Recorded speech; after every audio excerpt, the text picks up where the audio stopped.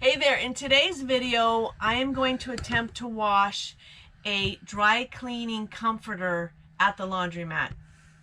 Let's see what happens.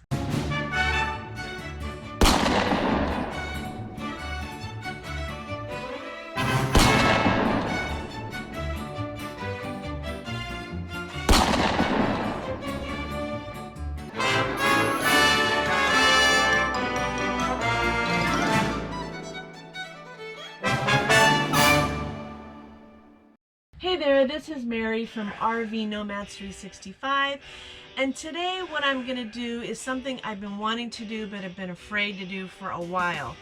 I have a comforter that we purchased online. It wasn't cheap.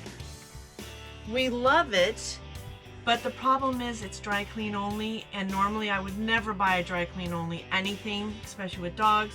I didn't carefully read the instructions. I bought it and now I have it. I don't want to, just get rid of it, but it's gotta be able to be washed in the laundromat or it's not going to stay in this house. So today is the day we find out if our bedding stays or if we're going to be looking for new bedding. This is 100% polyester comforter and fill. All right, so let's go laundromat.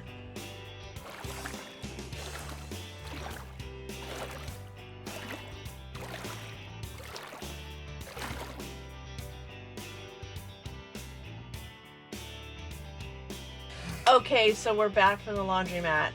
Washed in cold water. It was a huge machine. I probably didn't need to go that big. And then dried. I didn't dry on no light air. I did medium light temperature and it came out great. I'm super happy. It looks good. I'm happy it survived. That means we get to keep it. It's gonna stay. And now I know that I can wash it, at least once a month, maybe once every 2 weeks. So if you have 100% polyester, I would say go ahead and try it just at laundromat. Now these pieces I probably wouldn't do because they have this faux leather and these metal pieces, and this might be part of the problem when people wash comforters. They might have something like this, but just a regular fabric and the polyester came out great. So I hope you enjoyed the video. If you liked it, please subscribe, give us a thumbs up, and if you subscribe, let us know in the comments because YouTube plays games. So we'll see you next time. Take care. Bye.